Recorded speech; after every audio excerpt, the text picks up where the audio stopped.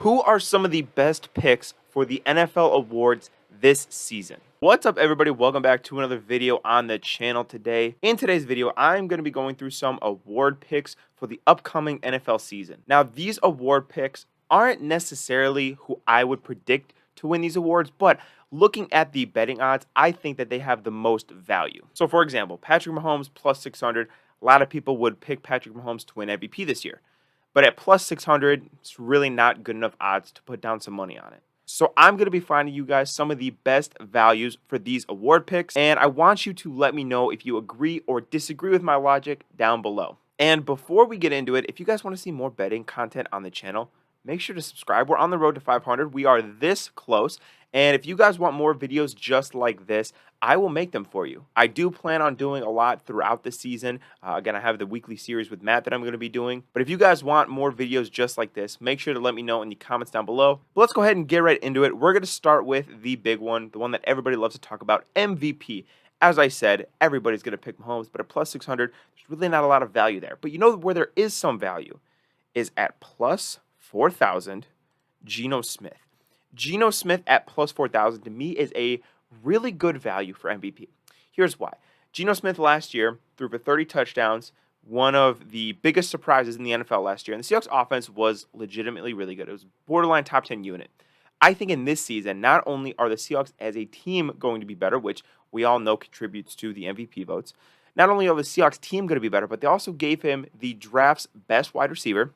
They got him more running back help. And I think that young offensive line is going to continue to improve, giving him more time to throw. If you look at Geno Smith's analytics last year, he was insanely efficient on deep passes. His EPA was the best in the league. He was the most accurate quarterback down the field. And the Seahawks receivers didn't help him really. They had 4 drops in that area. So Geno Smith is a sneaky good get at plus 4,000 for MVP this year. Another pick I really like for MVP this year, we're going to go all the way down to plus 8,000, Christian McCaffrey. Now, I know that it's kind of rare for running backs to win MVP. In fact, it normally just goes to quarterbacks. That's why he's plus 8,000. But I think if there's going to be a running back in the NFL today to be able to do that, it's going to be Christian McCaffrey. Here's why. Christian McCaffrey is a former offensive player of the year. He already has hardware. And I think with the question mark that the 49ers currently have at quarterback, they're going to rely on Christian McCaffrey a lot. He's going to be catching a lot of passes. He's going to be getting a hefty amount of carries, I think. And if Christian McCaffrey is like really, really good and puts up great numbers, the 49ers will be a Super Bowl team.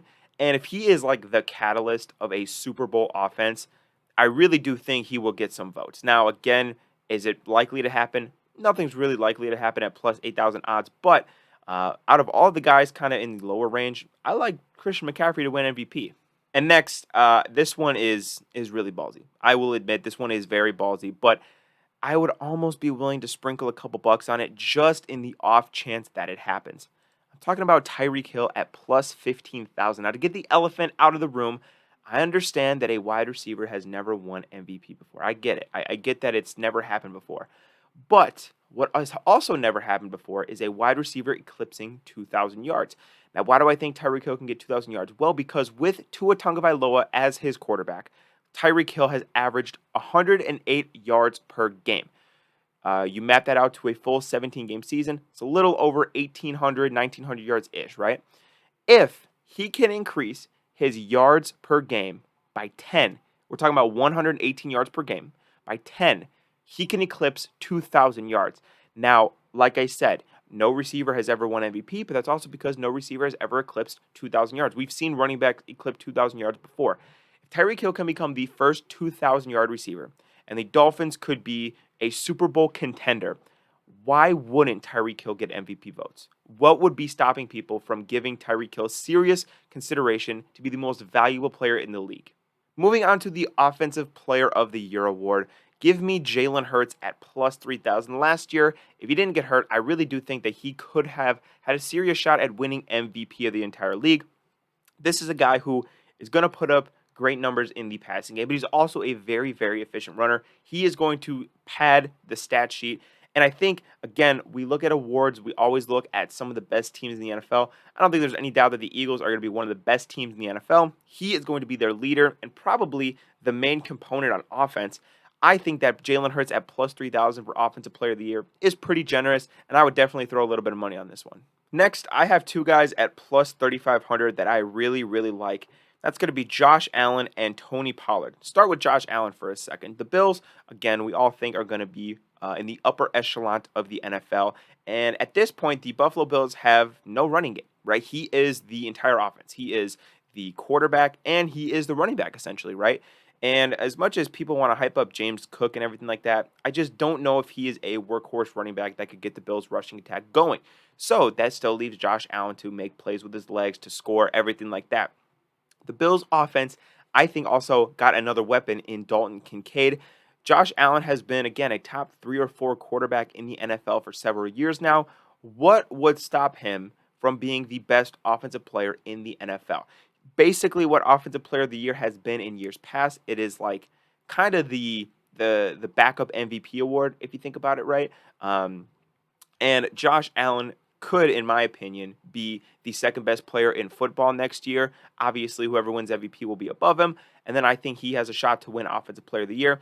Tony Pollard, I think, is going to have a very, very big volume in Dallas, not only because of the departure of Ezekiel Elliott, but Mike McCarthy as a coach, he's a guy that wants to run the football. And they are going to do that with Tony Pollard. I don't necessarily think he's going to get snaps taken away by, Deuce Vaughn or anything like that. He is going to be a dominant receiver. I think he's going to get some goal line work. I think that he's obviously going to get over 1,000 yards this year if he stays healthy. He did that last year while splitting snaps with Zeke.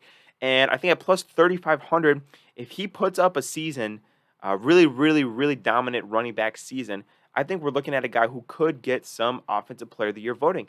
Again, talking about a good team, plays for the Cowboys. Cowboys are one of the best teams in the NFC. So we are looking at, especially, and they have a rabid fan base. I mean, come on. We're looking at a player in Tony Pollard who has a golden opportunity to put up an Offensive Player of the Year caliber season. Moving on to the Defensive Player of the Year award. I don't want to really overthink this one too much. I think TJ Watt is a great bet at plus 850 to win Defensive Player of the Year. Where to start? He is the best defender, I think, in all of football. He's proven that. He's a previous Defensive Player of the Year award winner. And last year, obviously he was injured for a good bit, but when he's on the field with the Pittsburgh Steelers, he is a difference maker. I think they're going to be one of the better defensive units in the NFL, and if they sneak into the playoffs, it'll be in large part due to TJ Watt. Now, plus 850 isn't as good of a value as some of the other picks that I've given you guys, but for the third best odds to win Defensive Player of the Year, I will take that for TJ Watt. Next, for Defensive Player of the Year, I like a guy in Quinnen Williams who I think is one of the best defensive tackles in the NFL. He is entering that Chris Jones, Aaron Donald tier of defensive tackle in the NFL. And now that the Jets are presumably going to be a really, really good team, I think that only helps his odds. Additionally, they're in a large market, and say whatever you want, but that helps. Being in New York helps for vote getting. And, he has, again, been one of the best defensive tackles in the league. If he could put up another dominant year after signing that contract, I think he could be in consideration for Defensive Player of the Year at plus 3,000. I think it's worth a little bit of a bet. My last value for Defensive Player of the Year betting is going to be Kayvon Thibodeaux at plus 5,500. I think Kayvon Thibodeaux is due for a massive breakout year this year. If you guys remember how dominant he was at Oregon, I really do think that Kayvon Thibodeaux is going to be a dominant pass rusher in the NFL. Now, last year he was, I don't want to say bad. He wasn't bad. But I do think that he was adapting to the NFL game a little bit. I think Kayvon Thibodeaux is such a freak athlete. I think he's so dominant. And again, being a pass rusher is what you want to be if you're going to win Defensive Player of the Year, right? If Kayvon Thibodeaux could put up like 15 sacks, like that's like the ceiling. If he could put up like 15 sacks, he will be right up there for Defensive Player of the Year consideration. Like I said about Quinnen Williams, plays in New York. That definitely helps. For an historic franchise like the Giants, that definitely helps. And I think he's just too good of an athlete to not be excited about a plus 5,500 odds boost for Defensive Player of the Year.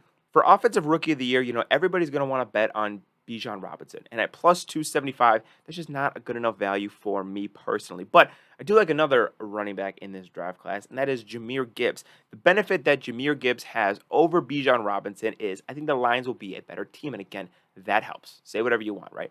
I do think Jahmyr Gibbs could be a little bit more involved in the passing offense as well. And I think Jahmyr Gibbs' play caller is much better than Bijan Robinson's play caller with him having Ben Johnson. Jahmyr Gibbs at plus 1,000. I would probably put him as the second best running back, obviously behind Bijan Robinson, but I think the value is much better. So give me a little bit for Jahmyr Gibbs plus 1,000 for Offensive Rookie of the Year. Another guy I like a lot, and I mentioned him a little bit earlier in the video, Jackson Smith-Njigba plus 2,000 for Offensive Rookie of the Year. I thought he looked really, really good in the preseason so far, and I hope that my Seahawks are going to be pretty damn good this year, which again helps his case. I think that his game translates from the college ranks to the NFL ranks, right? Route running and hands, those are things that always translate. You saw it last year with Garrett Wilson, an Ohio State receiver, won Offensive Rookie of the Year. Some people say, some very reputable people, including their wide receivers coach over there at Ohio State, Brian Hartline, say that Jackson Smith-Njigba is better than Chris Olave and Garrett Wilson. I am going to take a little bit on plus 2,000 for him to win Offensive Rookie of the Year. And then lastly, this is a value that I really like. Aiden O'Connell, plus 7,500 to win Offensive Rookie of the Year. Now, a few things that he has going well for him, right? A, plays the most important position for reward pickers. That's quarterback. Quarterbacks always have an advantage. We know this, right? I thought he looked really well in the preseason, and he is one Jimmy Garoppolo injury away from having the starting quarterback job in Las Vegas and throwing to Devontae Adams and having Josh Jacobs behind him. It's a long shot. It's plus 7,500. I understand. But if Aiden O'Connell can start games for the Raiders relatively quickly and he can play mostly a full season, he looked very good so far. And of all the guys in this latter tier, like I'm not picking Michael Mayer to win Offensive Rookie of the Year. I'm not picking Charlie Jones or Tank Bigsby. Aiden O'Connell in the value tier has the best odds, in my opinion, to win Offensive Rookie of the Year. He's got the clearest path.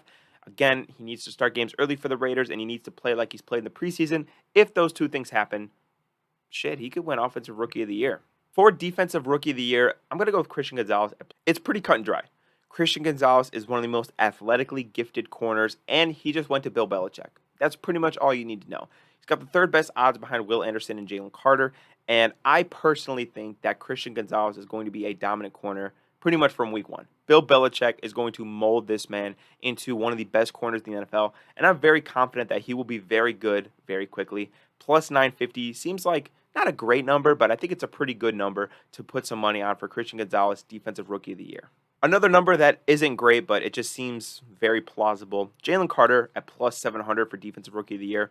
Arguably the best player in the entire draft, and he just so happened to fell to a team that lost the Super Bowl by 3 points. It's really not fair, but we're going to get past that for a second. Again, looking at awards, again, checks the box of the team being really good. Additionally, I think that he is going to have a lot of ideal opportunities at defensive tackle because offensive linemen have to prepare for the rest of the Eagles' ferocious pass rush. They have to prepare for Fletcher Cox, Jordan Davis, Hassan Reddick, Brandon Graham. A lot of those other guys are going to get attention. Jalen Carter is going to have opportunities. I mean, I saw the way he just brutalized Ben Cleveland on his first snap. It was just unfair. Jalen Carter is going to be, I think, a really, really, really good defensive tackle from day one. And again, if the Eagles are good, that only helps his chances for Defensive Rookie of the Year. My next pick, and this one's a little ballsier than the other two, Felix Anudike-Uzomah for Defensive Rookie of the Year, plus 3,500 odds. This is the reason I like this. Again, Chiefs are going to be good. Let's put that to the side for a second. But in the absence of Chris Jones, temporarily, Felix Anudike-Uzomah has an opportunity to be the savior on that Chiefs defense, right? The offense is going to put up points. We know that. The other thing that I think helps any kind of pass rusher on the Chiefs is that the Chiefs offense is going to put up so many points, opposing teams are going to need to pass.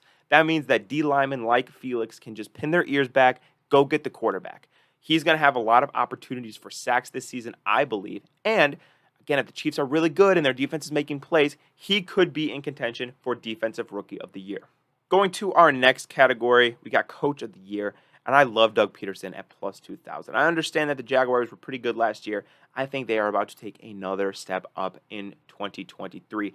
Doug Peterson, I don't think has yet gotten the recognition he deserves for turning around the Jaguars completely. And if the Jaguars go from borderline playoff team, which is what they were last year in the regular season, to legitimate powerhouse in the AFC, I think it would be kind of impossible for Doug Peterson to not get some Coach of the Year voting, especially if Trevor Lawrence kicks into another gear, if that defense is a little bit better, if that offense continues to improve. Doug Peterson could be looking to get a little bit of hardware at the end of this season. Another guy whose odds I really like are Mike McDaniel plus 1800. The Dolphins, again, a lot went wrong last year. The defense gave up on them in a few spots. Tua dealt with a lot of concussions. If the Dolphins can be luckier this year and they can go a little bit farther and they could be a little bit better in the regular season, Mike McDaniel could get some votes for coach of the year. You're looking at a guy who, again, turned around the Dolphins from mediocre to powerhouse, offensively speaking, last season. And if the defense is a little bit better, which I think it will be under Vic Fangio, Mike McDaniel could really get some national recognition as being one of the best coaches in the NFL. Plus 1800 for a team that I think could improve drastically this year is pretty good odds for me, and I think I'd put a little bit down on it. And lastly, I had to include my boy, Pete Carroll. I have a hot take that I think he should have won Coach of the Year last year, but unfortunately, the Seahawks weren't good enough for him to be in that conversation. This next year, they could be. They could be legitimately really, really good. Now, I will say Pete Carroll can win Coach of the Year if the Seahawks win the West. If they do that, I think you have to put his name in the conversation. If not, it'll be a little bit difficult. But at 2,500 for a 9-8 team that I think is trending way upwards, it's pretty good odds. Additionally, Coach Carroll, we all know, has been one of the best coaches in the NFL for some time now, and he's never really won Coach of the Year, so he's kind of due for a certain degree. And at plus 2,500, I can't say that I hate it. And then for the final award, I'm going to save you guys some time. It's Damar Hamlin. I mean, if Damar Hamlin steps foot on an NFL field this year, he's going to win Comeback Player of the Year. There's really no way around it. Unfortunately, the dude almost died on the NFL field. So don't bet on this one. The odds for Damar Hamlin are terrible, and he's going to win. You're really not going to make a whole lot of money. But if you guys enjoyed this video, I really appreciate it. Thank you. But if you guys enjoyed this video, please make sure to subscribe to the channel, and I will see you guys in tomorrow's video.